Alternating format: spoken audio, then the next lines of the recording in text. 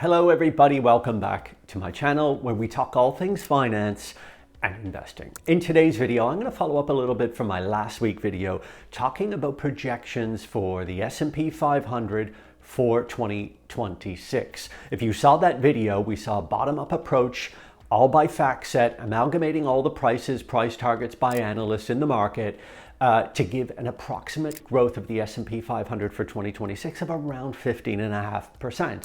Today we're going to dig a little bit deeper into the actual earnings picture, because ultimately it's earnings that really drive stock prices over the long term.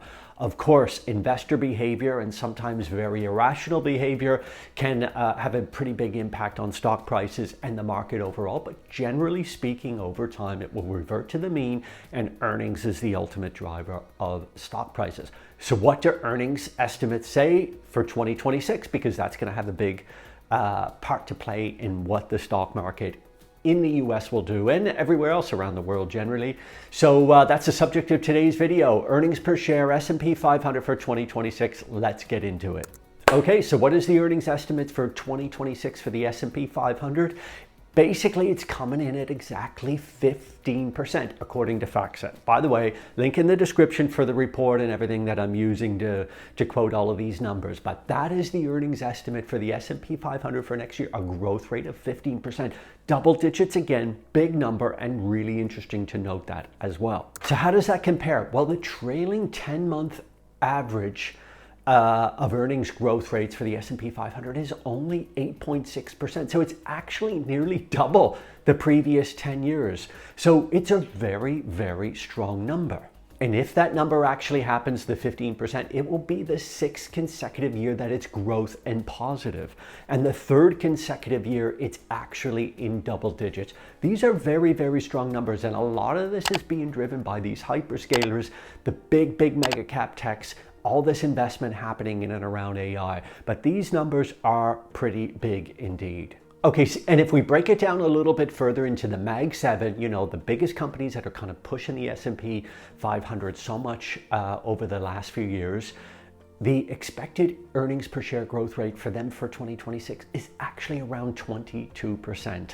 Very big number for those guys as well.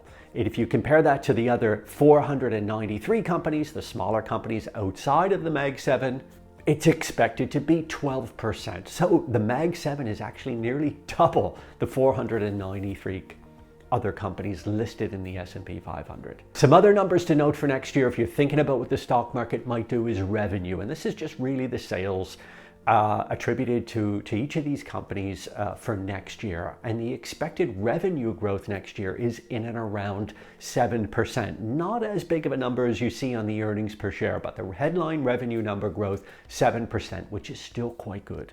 What about profit margins? And this is a key metric for companies and how profitable they are. Profit margin is really how much they get on top of their cost to produce the product or their service that they're selling. So a real simple example, if it costs a company $8 or £8 to make a product and they sell it for 10, then they've got a 20% profit margin. Naturally, the larger the margin, the better it is, because the more profit the company can actually make.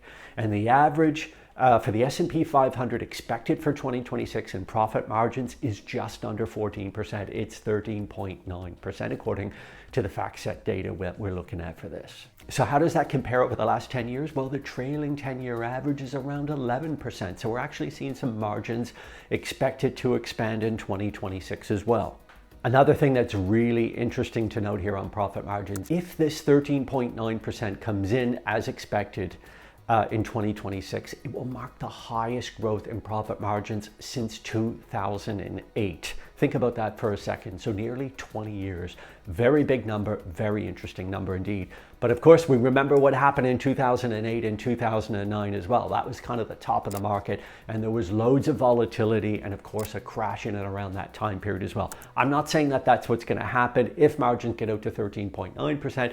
It is interesting to note, however. So overall, when we look at these numbers, what we're really seeing here is some pretty bullish sentiment across the market, across Wall Street for next year, 2026, when it comes to the S&P 500. But that is not that abnormal. The numbers, of course, are bigger, but optimism can reign pretty heavy on Wall Street in times like this, where the market has had 3 years of double-digit growth, basically going back to 2023. And also the Bank of America Fund Manager study has come out very bullish as well, where fund managers are holding the lowest amount of cash than they have done in years. So therefore, they have allocated more money to the market. So there's definitely some really bullish optimism going into 2026.